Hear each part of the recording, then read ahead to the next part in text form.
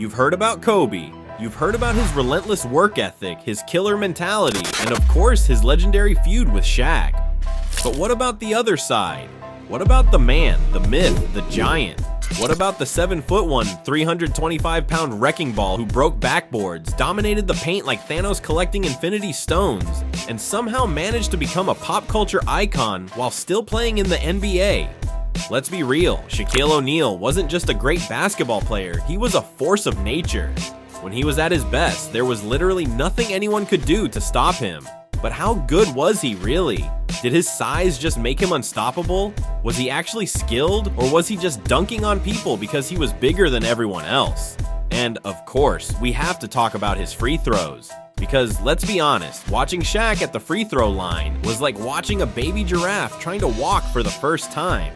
It was awkward, unpredictable, and you weren't sure if it was going to end well. So today, we're diving deep into the Shaq universe. From his early days as a kid breaking rims in high school, to his Hollywood-level drama with Kobe, and even his post-NBA adventures. Because, let's face it, Shaq has done everything. Was Shaq actually good? Let's find out. Before Shaq was a global superstar, he was just a really big kid. Born in Newark, New Jersey in 1972, Shaquille O'Neal wasn't just tall, he was taller than everyone else. By the time he was 13, he was already 6'6". That's right, Shaq was dunking before most kids could even reach the top of the net. But it wasn't just his size that made him special, it was his athleticism. His stepfather, Army Sergeant Philip Harrison, was a strict man who instilled discipline in young Shaq. And when LSU coach Dale Brown spotted him at 13 years old, he knew right away this kid was different. At LSU, Shaq destroyed everyone. We're talking 25 points, 14 rebounds, and 5 blocks a game. He was so dominant that teams would just pray he missed his free throws. Spoiler alert, he probably did. By 1992, Shaq was the obvious first pick in the NBA draft, and the Orlando Magic wasted no time snatching him up. And just like that, the NBA had a new problem on its hands. Shaq entered the league like a wrecking ball before wrecking balls were even cool. In his very first week, he was named Player of the Week, something no rookie had ever done before. And it wasn't just hype, Shaq was tearing down actual basketball hoops.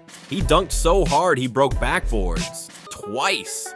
The NBA literally had to redesign the rims because of him. Teamed up with Penny Hardaway, Shaq led the Magic to the 1995 NBA Finals against Hakeem Olajuwon's Houston Rockets.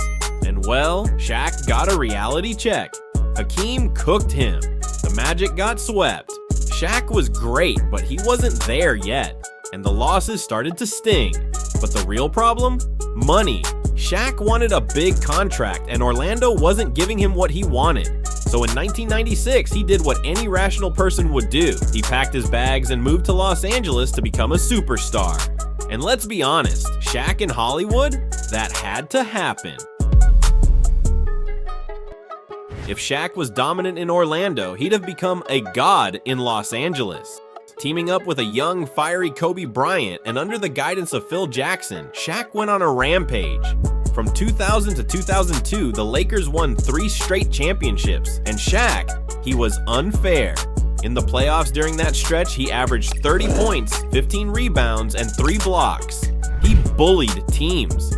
His 2000 season was so good, he won MVP and was 1 vote away from being the first unanimous MVP in history. Shout out to the one guy who voted for Allen Iverson instead. Bet he feels real smart now. But there was a problem. Kobe. Yeah, let's talk about the elephant in the room. See, Kobe was obsessed with winning. Shaq? Not so much. Kobe was in the gym at 5 a.m. Shaq was filming Kazam and dropping rap albums. The tension was real. They argued a lot. Shaq thought Kobe was selfish. Kobe thought Shaq was lazy. And by 2004, after losing to the Pistons in the finals, the Lakers had to pick one. So they traded Shaq to Miami. So after the messy breakup with Kobe, Shaq packed his bags and took his talents to South Beach in 2004. And let me tell you, Shaq in Miami, he wasn't quite Lakers Shaq, but he was still a problem. But let's be real for a second. Was this still Shaq's team? not really. This was the rise of Dwyane Wade, young, fearless, and playing out of his mind. By 2006, Wade had officially taken the keys to the franchise, but Shaq was still the ultimate cheat code in the paint. That season, he averaged 20 points, 9 rebounds, and nearly 2 blocks per game, which, for most centers, would be career best numbers. But for Shaq, that was considered a down year. That's how dominant he was at his peak. Still, his presence in the finals was crucial. The Heat faced the Dallas Mavericks, and Shaq, while not the main guy, was a huge reason they got it done. Miami came back from a 2-0 deficit, Wade went supernova, and boom, Shaq got his 4th ring. Now, here's a question for you. Did Shaq deserve more credit for that championship? Or was it all Wade? Let us know. Look, nobody stays on top forever. By 2007, Shaq's weight was creeping up. His knees? Not what they used to be. And then in 2011, it was over. Shaq called it quits after 19 seasons, 4 rings, and a highlight reel filled with dunks, backboard destruction, and some of the worst free throws you'll ever see in your life. Look, we have to talk about this. Shaq and free throws were like oil and water. A match made in basketball hell. Did he ever improve? Nope. He finished his career shooting 52.7% from the free throw line.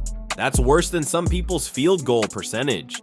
And because of how bad he was, teams literally designed a strategy called Hack a Shaq, which was basically, hey, just foul him and watch him miss. And let's not forget, he only made 1 3-pointer in his entire 19-year career.